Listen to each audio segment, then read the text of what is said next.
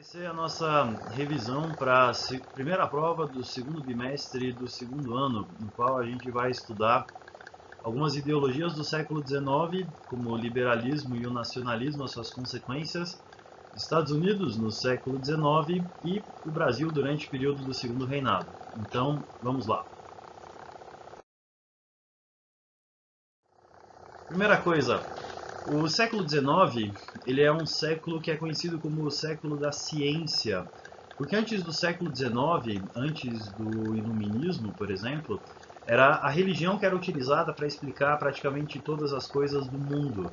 Então, a cosmologia, como o mundo surgiu, a cosmogonia, a organização do mundo, a forma política, o conhecimento, a filosofia, o direito do rei, por que o rei governava, tudo isso era explicado através da religião.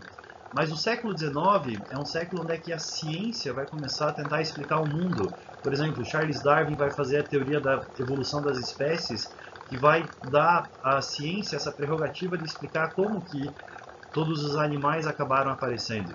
E dentro da política, a gente também tem alguns sentimentos que vão aparecer, algumas ideologias que vão aparecer, que elas vão acabar até substituindo a religião para algumas pessoas como o norte da vida, como aquilo que dá sentido para a vida.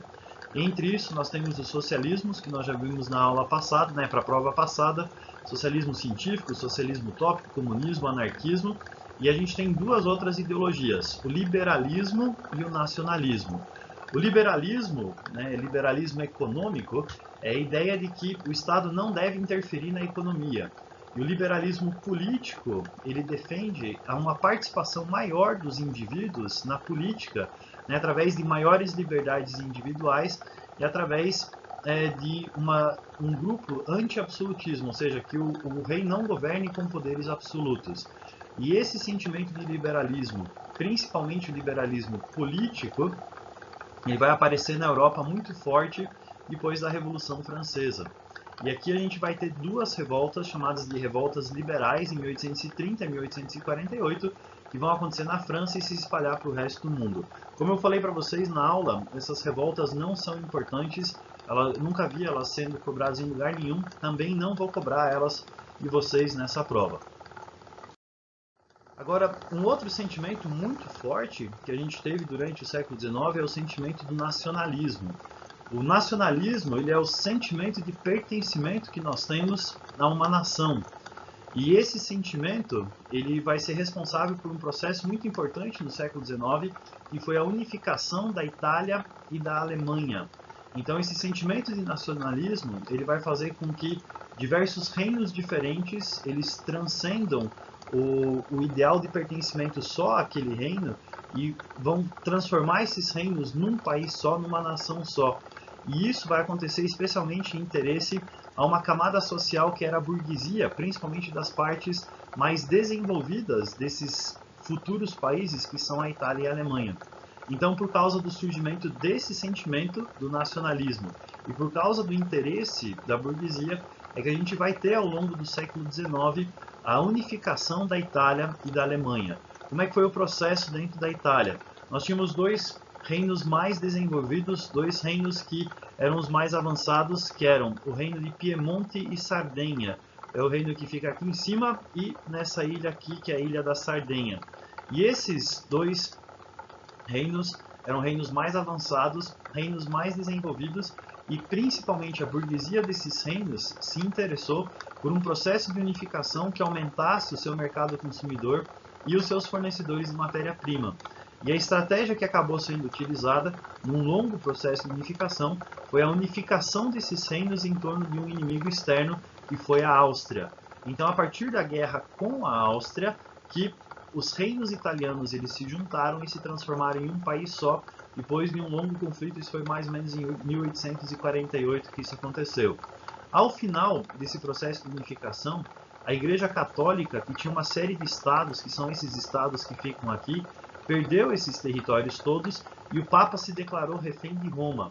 Ou seja, a Igreja Católica, que tinha uma porção muito grande de territórios, perdeu esses territórios por causa da unificação italiana e o Papa agora estava reclamando de não ter mais esses territórios. O nome que a gente dá para isso é questão romana. tá? É a questão da Igreja de Roma ter perdido essas terras. Um outro país que se unificou durante esse período foi a Alemanha. A Alemanha era um conjunto de 32 estados germânicos, entre os quais o mais desenvolvido era a Prússia, que são esses estados em azul aqui no mapa. E a unificação da Alemanha ela teve duas etapas. A primeira etapa nós chamamos de Zollverein. Zoll significa imposto, Verein significa união. Então eles fizeram uma espécie de bloco econômico entre esses países que você tem aqui, entre esses reinos germânicos, unificando eles primeiramente economicamente. E depois, esse sujeito que aparece aqui em cima, chamado de Otto von Bismarck, o Marechal de Ferro, vai conseguir unificar a Alemanha a ferro e sangue. Ou seja, numa série de guerras, numa sequência de 3 guerras, a Alemanha vai unificar todos esses reinos, conquistar novos territórios e vai acabar se transformando numa grande potência. Então o que aconteceu? Alemanha e Itália se unificaram depois. E por causa dessa unificação tardia, isso vai gerar conflito com os outros países, principalmente depois, quando a gente estudar a Primeira Guerra Mundial. Então você precisa lembrar que Alemanha e Itália se unificaram depois, e esse processo de unificação aconteceu por causa do sentimento de nacionalismo. Durante o século XIX, um outro país que nós temos que passou por 2 processos importantes foi os Estados Unidos. Então, os Estados Unidos, ao longo do século XIX, ele fez o que nós chamamos de marcha para o oeste. Quando os Estados Unidos foi colonizado, a única região que foi colonizada foi aquela região que nós chamamos de 13 colônias. E ao longo do século XIX, eles saíram dessa região das 13 colônias e começaram a colonizar o Far West, ou o Faroeste. E por que eles foram para esses territórios? Eles compraram alguns territórios, por exemplo, o Alasca foi comprado, a Flórida foi comprada, eles conquistaram alguns territórios que pertenciam aos mexicanos ou alguns territórios que pertenciam aos franceses e outros territórios foram colonizados por causa da corrida do ouro, onde é que os americanos saíram da costa do Atlântico e foram para o Pacífico atrás desse ouro. E durante esse processo, o homem branco levou a sua civilização para esses lugares, mas acabou destruindo a civilização dos aborígenes, a cultura indígena, a cultura dos índios norte-americanos acabou sendo destruída durante esse processo, porque o homem branco levou o processo de civilização do homem branco para todos esses lugares. Agora, ao longo do século XIX, a gente tem um conflito muito grande que vai acontecer nos Estados Unidos, que é chamado de Guerra Civil Americana, ou também conhecido como Guerra da Secessão. A Guerra da Secessão aconteceu entre os estados do norte dos Estados Unidos, que eram estados mais industrializados e que dependiam menos dos escravos, e os estados do sul, que eram estados mais rurais e que dependiam muito mais da escravidão. E quando esse sujeito aqui, chamado de Abraham Lincoln, acaba se transformando no presidente dos Estados Unidos, ele adota 2 medidas que deixam os estados do sul de cara. Primeira coisa, ele abole a escravidão. Então, ele assina a 13ª emenda da Constituição Americana, que acaba abolindo a escravidão. Os estados do sul se revoltam contra isso. E junto com a ideia de criar impostos protecionistas, ou seja, impostos para produtos que vinham da Inglaterra, o sul se revolta, eles se separam do resto dos Estados Unidos, eles se chamam de Estados Confederados, eles adotam uma nova bandeira, que é essa bandeira que aparece aqui em cima, com 2 listras azuis com estrelas amarelas. Eles escolhem uma nova capital, a cidade de Richmond, no estado da Virgínia, e eles escolhem um novo presidente, chamado Jefferson Davis. Então, com isso, os Estados Unidos se dividem entre 2 regiões. Os Yankees, que eram os do norte, e os Confederados, que eram os do sul.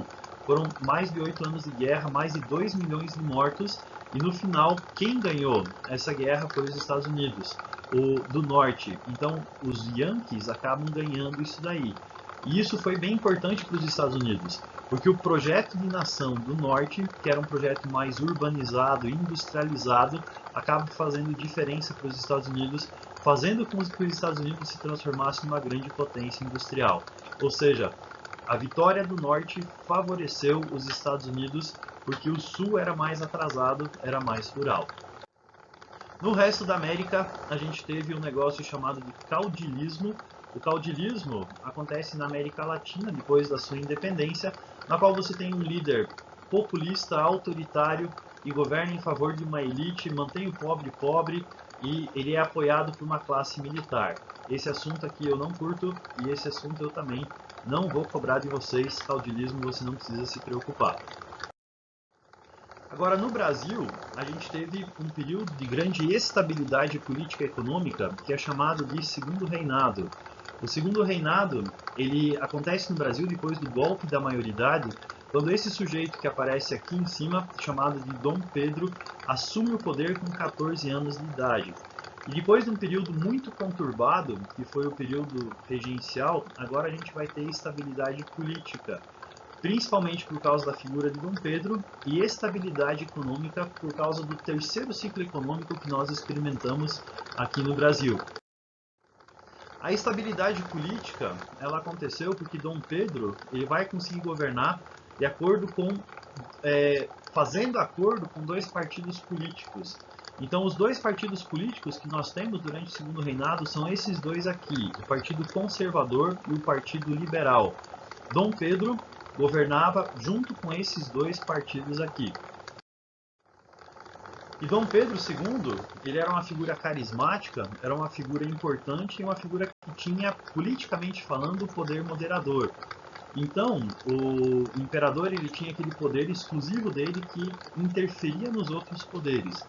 E os partidos políticos que nós tínhamos naquele tempo, existia uma quadrilha, existia uma cantiga, existia um trocadilho a respeito do poder político desses partidos. Dizia o seguinte: nada mais conservador do que um liberal no poder, nada mais liberal do que um conservador na oposição.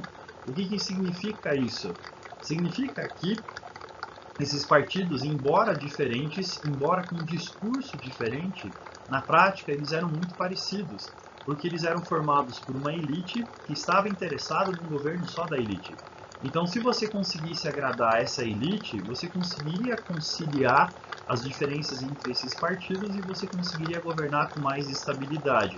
Foi o que Dom Pedro fez através do chamado Ministério da Conciliação. Então, através do Ministério da Conciliação e através de um jogo de favores entre esses partidos aqui, Dom Pedro II conseguiu governar com uma grande estabilidade política ao longo dos seus quase 50 anos de Segundo Reinado. Isso quer dizer que não houve revoltas? Teve. A gente teve em 1842 as chamadas eleições do cacete, 1848 a Revolução Praieira, mas nada aqui fosse tão problemático para Dom Pedro ao longo desses quase 50 anos. Então aqui o nosso imperador reinava e governava. Por isso que o período de poder que o Dom Pedro governou, ele é conhecido como parlamentarismo às avessas, na qual o imperador centraliza o poder, reina e governa.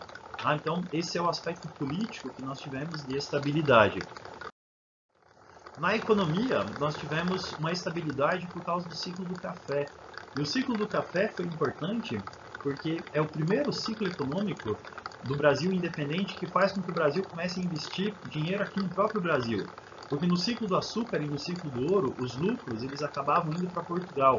Mas agora o dinheiro desse ciclo fica aqui. E com isso a gente tem desenvolvimento e industrialização do Brasil. A primeira região que foi produzida, onde se produziu o café, foi na região do Vale do Paraíba. O problema é que eles resolveram plantar café como se produzia cana. Eles tinham uma mentalidade arcaica, escravista, produção em larga escala, baixa qualidade. Então eles tiveram um boom cafeiro e depois eles entraram em decadência. E foi a região de São Paulo que melhor produziu café. Primeiro por causa do tipo de terra que eles tinham lá, a terra roxa, né, por causa de um solo muito fértil, mas porque eles também investiram em algumas coisas. Eles investiram em desenvolvimento de novos cafezais, um novo tipo de mão de obra que é a imigração. Eles investiram num processo de industrialização e mecanização, de implementar ferrovias para escoar a produção e aumentar os portos para você escoar melhor toda essa produção. Então São Paulo investiu mais na produção cafeira e por isso que ela acabou enriquecendo e se tornando a região mais rica do Brasil até os dias de hoje. Com isso, a gente teve algumas mudanças que aconteceram no Brasil. A gente teve um surto industrial, não um processo de industrialização, mas um surto industrial que fez surgir aqui no Brasil uma classe operária que começou a nascer durante esse período e vai crescer depois no século XX. E o principal nome que a gente tem desse processo de surto de industrialização foi esse cara aqui, chamado de Irineu Evangelista ou Barão de Mauá, né, que é o Eike Batista daquele tempo, cresceu, se tornou muito importante e depois faliu. Durante esse período do ciclo do café, a gente teve uma breve briguinha com a Inglaterra, que nós chamamos de questão Christie, quando a gente brigou com eles, rompeu relações com eles por um breve período de tempo, por causa da tarifa Alves Branco, já vou explicar para vocês isso melhor, a carga do navio e os marinheiros que foram presos. Com isso, a gente rompeu relações com eles, bloqueou eles no nosso WhatsApp por um tempo, mas depois a gente perdoou eles, estava tudo certo, a gente voltou a ser amiguinho com eles. Nada que vá cair na prova de vocês essa questão do Christie aqui. Durante o período do Segundo Reinado, o Brasil ele teve uma de suas mais importantes guerras, conhecida como a Guerra do Paraguai. A Guerra do Paraguai ela acontece porque o ditador caudilhista do Paraguai, chamado Solano Lopes, invade o Brasil à procura de uma saída para o mar. Então o Brasil, para se defender, ele faz uma tríplice aliança entre Brasil, Argentina e Uruguai, na qual a gente vai se juntar com eles para enfrentar o Paraguai. Foram muitos anos de guerra, né? Essa guerra custou muito caro para o Brasil, mas essa guerra teve bastante consequências, tanto para o Brasil como para o Paraguai. Para o Paraguai, a consequência dessa guerra foi que aproximadamente 80% da sua população masculina morreu. Agora, o mais importante que a gente tem aqui é a consequência da Guerra do Paraguai para o Brasil. Qual foi essa consequência? Primeira coisa, o nosso exército era muito ruim, mas depois da participação na Guerra do Paraguai, o nosso exército ele foi forçado a crescer, a se modernizar. Ele teve heróis de combate, heróis de guerra, como Marechal Deodoro da Fonseca, Maria Quitéria, ou o próprio Duque de Caxias, que foi o líder de todo o exército, né, dos 3 países da Tríplice Aliança. Então essa guerra ela provocou um grande fortalecimento do nosso exército. E esse fortalecimento do exército ele vai fazer com que o Brasil, mais tarde, passe por um processo de transformação política, porque esse exército ele vai ser responsável mais tarde por fazer a proclamação da República. Então a consequência da Guerra do Paraguai foi o fortalecimento do exército que mais tarde, politicamente falando, vai transformar as bases da política brasileira, porque é o exército que vai fazer a proclamação da República. A outra mudança que a gente tem é que como a gente teve uma grande participação de negros no exército brasileiro, o exército brasileiro vai ser um dos principais defensores do processo de abolição da escravidão. Então a Guerra do Paraguai foi importante para o Brasil porque fortaleceu o exército que vai defender a abolição da escravidão e que também vai defender a proclamação da República. E o processo de abolição da escravidão, ele foi um processo que aconteceu paulatinamente aqui no Brasil, né, num processo aí que demorou de 50 a 60 anos, mais ou menos, e foi um processo que trouxe grandes transformações. Agora, como é que foi esse processo de abolição da escravidão? Como é que foi esse processo? Primeira coisa, o processo de abolição da escravidão no Brasil começou com uma lei que foi feita pela Inglaterra, chamada de Lei Bill Aberdeen. A Lei Bill Aberdeen foi uma retaliação numa guerra comercial da Inglaterra com o Brasil. O Brasil fez uma lei chamada de Tarifa Alves Branco. A Tarifa Alves Branco subiu o imposto sobre os produtos da Inglaterra. Os ingleses não gostaram. Então eles resolveram fazer uma lei chamada de Lei Bill Aberdeen. Essa Lei Bill Aberdeen, ela subiu a seguinte lei. Ela proibiu o mercado de escravos no Oceano Atlântico. Então qualquer navio negreiro que fosse capturado no Oceano Atlântico, independente se era da Inglaterra ou não, qualquer navio que tivesse escravos, os escravos seriam soltos de volta na África e os capitães daqueles navios seriam julgados. E essa lei Bill Aberdeen foi o primeiro empecilho para a escravização de negros e trazer esses escravos aqui para o Brasil. Em 1850, foi feita uma lei chamada Lei Eusébio de Queiroz. Essa Lei Eusébio de Queiroz foi a primeira lei aqui do Brasil a defender a abolição da escravidão. Como é que ela fez isso? Ela proibiu você de trazer novos escravos aqui para o Brasil. Então, o tráfico de escravos estava proibido, era proibido trazer novos escravos da África. Mas isso favoreceu duas coisas. Primeiro, o tráfico interprovincial, ou seja, no Nordeste você tinha escravos sobrando, o Sudeste precisava de escravos, traz escravos do Nordeste para o Sudeste. E a segunda coisa que a Lei Eusébio de Queiroz favoreceu foi a substituição da mão de obra do escravo pelo imigrante. Então, como o escravo estava custando mais caro, eles começaram a ser substituídos por imigrantes brancos para trabalhar de forma assalariada nas lavouras. E depois você teve uma sequência de leis aqui que vão proibir a escravidão sem necessariamente proibir. Por exemplo, Lei do Ventre Livre.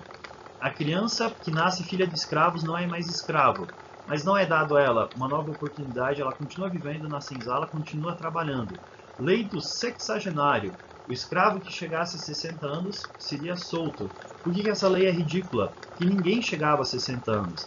Era muito difícil um escravo chegar a 60 anos. E se ele chegasse, ele estava tão velho e estrupiado que, na verdade, o senhor estava se livrando de um escravo inútil. Né? E depois que o escravo ainda era liberto, ele ainda tinha que trabalhar mais 2 anos em gratidão pela sua liberdade. Lei das Terras. A Lei das Terras ela não foi necessariamente uma lei que aboliu a escravidão, mas essa lei ela proibia o governo de doar terras para imigrantes e ex-escravos. Então você só se tornava dono de terras comprando essas terras, o que dificultou aos ex-escravos e aos imigrantes o acesso às terras, concentrando ainda mais as terras nas mãos dos que já eram ricos. Em 1889, a gente teve a abolição da escravidão com a assinatura da Lei Áurea. Só que o que você tem que entender aqui foi o seguinte, a Lei Áurea não agradou praticamente ninguém. Tá? Por quê? Ela não agradou aos donos de escravos porque ela não previu uma compensação pela libertação dos escravos. Ao mesmo tempo, a Lei Áurea não agradou os abolicionistas porque ela não previu a integração do escravo na sociedade brasileira. O escravo estava livre, mas ele estava analfabeto, ele estava desempregado, ele não tinha terras, não tinha acesso às terras e ele não foi integrado dentro da sociedade brasileira. Então, como ele foi deixado de lado, marginalizado e miserável, o escravo liberto acabou permanecendo nessa pobreza. E até hoje nós temos as consequências disso, haja vista que a maior parte da população pobre brasileira é negra. Então não houve preocupação de integrar o escravo na sociedade brasileira. Uma outra coisa que é importante, né? A Lei Áurea não aboliu a escravidão do nada. Na verdade, a gente teve um processo que desde a Lei Bill Aberdeen, o número de escravos no Brasil ele foi diminuindo. Então, no começo lá da Lei Bill Aberdeen, você tinha aproximadamente 2 milhões de escravos no Brasil. Quando da assinatura da Lei Áurea, a gente já tinha menos de 700 mil escravos. Ou seja, a escravidão foi morrendo aos poucos e, na verdade, a Lei Áurea mais ratificou um processo que já estava acontecendo no Brasil do que trouxe uma novidade, né, extraordinária aqui no Brasil. E ela trouxe muita estabilidade econômica e estabilidade política para o Brasil, que vai resultar também depois na proclamação da República. E como o negro estava começando a se tornar caro demais, a mão de obra escrava começou a se tornar onerosa, ela foi substituída por um outro tipo de trabalhador. Esse trabalhador é o imigrante. Os imigrantes, eles substituíram os escravos porque o escravo custava caro demais. Então começaram a ser trazidos para cá imigrantes de alguns países que estavam passando por algum problema, né? Imigrantes de alguns países que estavam passando por crise. Quais países que eram esses? A Alemanha estava passando pelas guerras de unificação, os italianos estavam passando pela guerra de unificação, os japoneses estavam passando por uma revolução na qual os camponeses estavam sofrendo pra caramba. Então, diversos países em crise acabaram incentivando a sua população a procurar abrigo em outros lugares, se tornaram uma espécie de refugiados. E o Brasil abriu a porta para esses refugiados, recebendo eles aqui nessas terras. Nós tivemos dois tipos diferentes de imigração. A primeira imigração que nós tivemos é uma imigração que nós chamamos de imigração de parceria. Nessa imigração de parceria, é o próprio caficultor que paga a passagem do cara e traz o cara aqui para o Brasil. O problema é que esses caras eles tinham uma mentalidade escravista, e quando eles trouxeram os imigrantes para cá, eles trataram esses imigrantes praticamente como se eles fossem escravos. Então, essa imigração de parceria não funcionou. Mais tarde, a gente tem uma imigração chamada de imigração subvencionada, na qual é o governo que vai trazer esses imigrantes para cá. E dessa forma, o governo vai trazer os imigrantes, vai fornecer terras para eles, vai fornecer colônias para esses imigrantes, e assim a gente tem um processo de imigração que vai trazer para cá esse branco substituindo o negro na sociedade brasileira. Inclusive, existia um pensamento bastante racista naquele tempo de que o branco iria ajudar a melhorar a sociedade brasileira, porque ele iria ajudar a embranquecer a nossa sociedade. Se o Brasil era ruim, era por causa dos negros, os brancos iriam ajudar a resolver esse problema. E todos esses assuntos eles estão relacionados, tá? A lavoura cafeira, a Guerra do Paraguai, a abolição da escravidão e a imigração, tudo isso está caminhando junto durante esse período que você tem do Segundo Reinado. Por isso que o Segundo Reinado foi um período de grandes estabilidades, ao mesmo tempo que foi um período de grandes transformações políticas e sociais que a gente teve aqui. Beleza, pessoal? Essa é a revisão da nossa prova. Abraço!